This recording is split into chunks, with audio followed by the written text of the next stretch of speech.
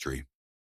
A 52-year-old female, Mrs. XYZ, presents to the emergency department with complaints of increasing pain and discoloration over a swelling in her periumbilical region for the past 24 hours.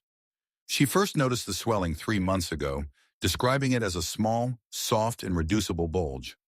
At that time, it was painless and more prominent during coughing or straining.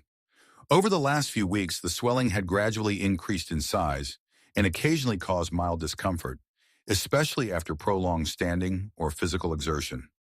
Yesterday morning, the patient began experiencing sharp, constant pain over the swelling, which progressively worsened. She also noticed redness of the overlying skin that later developed purplish discoloration. She reports that the swelling has become irreducible and is extremely tender to touch. Over the last 24 hours, she has developed nausea and abdominal bloating. She has not passed flatus or had a bowel movement since yesterday evening. Although she denies vomiting, she has not had any prior episodes of similar symptoms and has no history of trauma or medical consultation regarding the swelling. Past medical history: hypertension for the last 6 years, controlled with amlodipine 5 milligrams once daily. Obesity with a BMI of 32 kilograms per square meter. Surgical history: the patient denies any prior abdominal surgeries.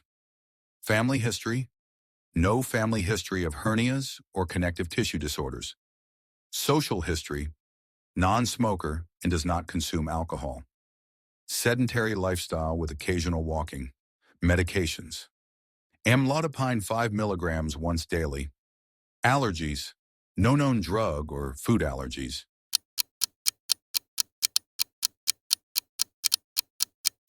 Case analysis and approach diagnosis. The most likely diagnosis is strangulated umbilical hernia with possible bowel obstruction and ischemia.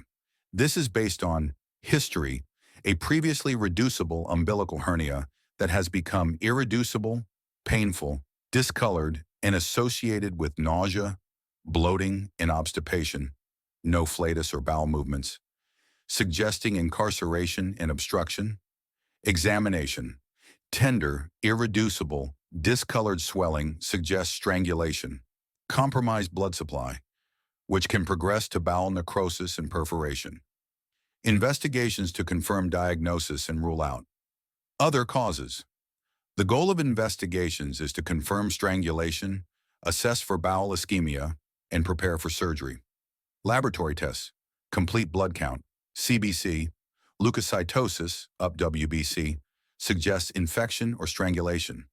Hemoconcentration, up hematocrit, suggests dehydration. Serum lactate, elevated, suggests bowel ischemia or necrosis. Renal function, BUN, creatinine, assesses dehydration status. Electrolytes, NaCl, important in bowel obstruction and fluid shifts.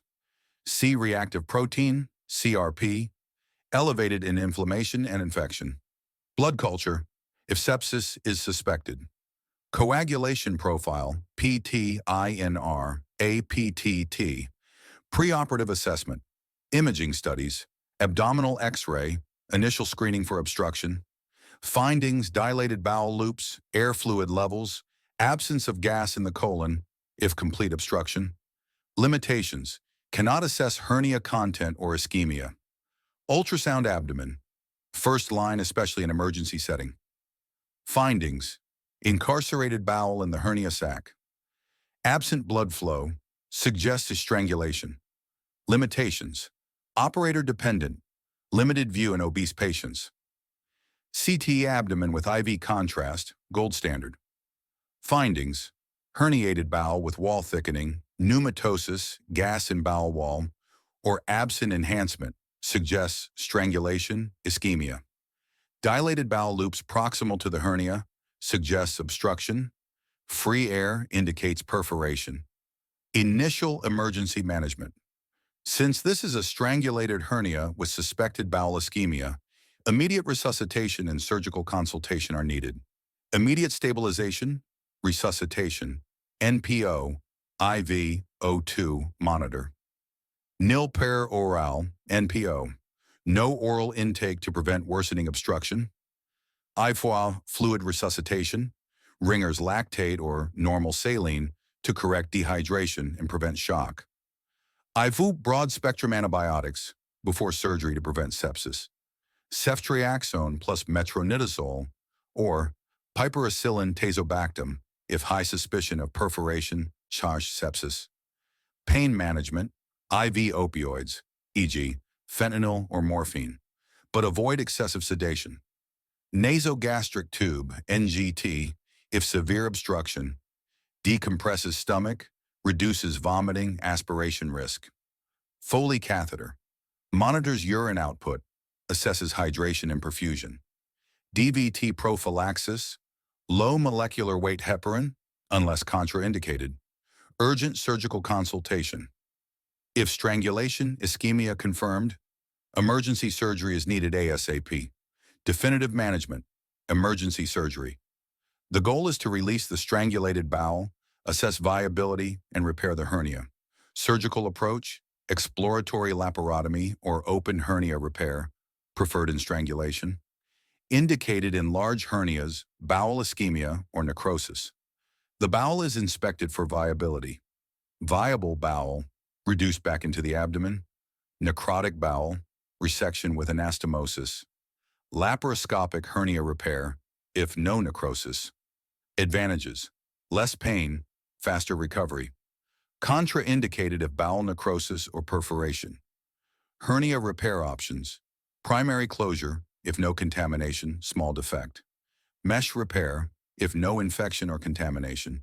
No mesh if infection or strangulation. High risk of infection. Post-operative care. ICU monitoring if sepsis or perforation.